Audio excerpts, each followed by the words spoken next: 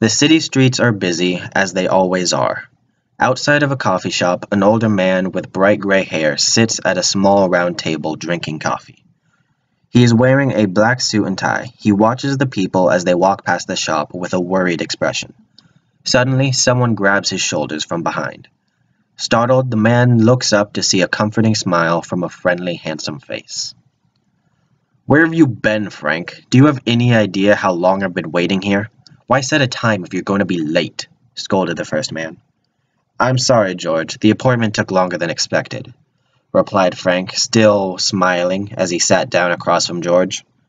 Frank is a younger man with straight black hair. He's wearing a dark gray suit without a tie. "That's why I suggest you drag them kicking and screaming, like I do."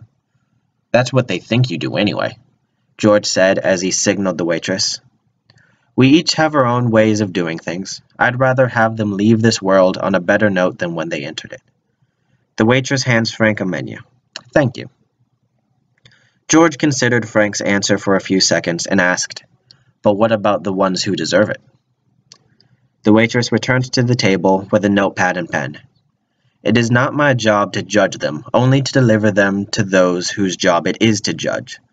Frank looks up at the server and points to the menu. "I'll have the lemon cake, thank you." He hands her the menu and looks back to George. "Unlike you, I am not one to take other people's matters into my own hands. I stick to what I know. That way, I don't ruin anything I had no authority touching in the first place. They are my creations. I should be allowed to punish them as I see fit," Frank says, slamming his cup on the table. Timidly, the waitress sets Frank's lemon cake on the table. Frank hands her a $10 bill and with a friendly smile says, "Thank you. Keep the remainder." He turns back to George, maintaining his friendly smile. "This isn't about what you should be allowed to do. It's about what you are allowed to do. As much as I would love to punish the scum they let you bring into this world, it is not my place to do so. Feel free to have some of the cake, by the way." "My children are not scum. They are simply misguided," George yelled, clearly irritated. "And whose fault is that?" Frank asked, innocently, eating a small portion of the cake. George knocks over the table. "You know what? I'm sick and tired of your smug attitude." "I was enjoying that cake," Frank said, maintaining his calm and collected demeanor. "Shut up, you insufferable prick." George grabs Frank's collar. "What's wrong, Georgie?" Frank's smiling face is replaced by a sickening glare. His voice becomes deeper. "Looks like you've forgotten something important." The air begins to feel cold and heavy. George's grip on Frank loosens as his rage is replaced with absolute dread. He backs away from Frank, who is fixing his suit without breaking eye contact. George, panicked, looks around and sees that the streets are completely empty. "Have you forgotten who you're speaking to, George?" Frank begins walking towards George, slowly with the glare still on his face.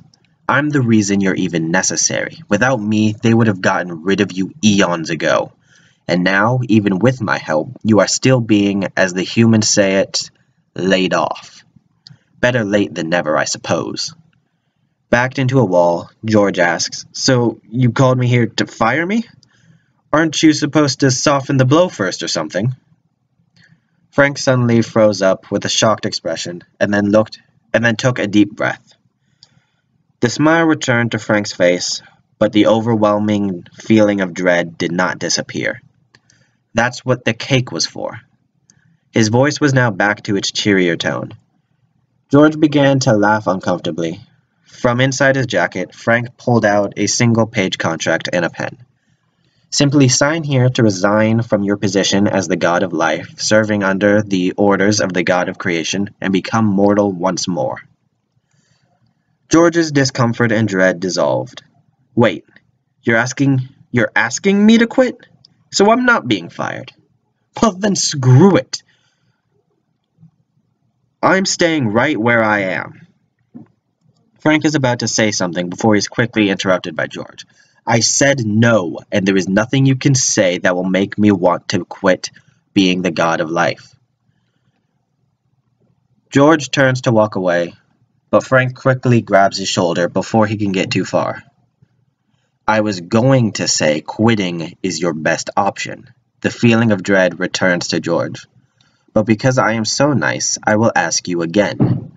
Will you resign willingly and become mortal, knowing that when you die, you will be judged for every action since the beginning of your godhood? Or, Frank's voice becomes serious again, will I have to remove you by force?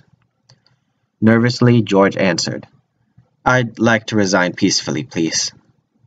Smart choice. Frank directs George to the table he had knocked over earlier, picked it back up, and set the contract on the table. As you can see, the contract is very simple. All I need you to do is sign it, and you can reap all the benefits of being mortal in the modern world. George signs the contract and returns it to Frank. So, that's it? I'm mortal now? It's that simple, Frank confirms.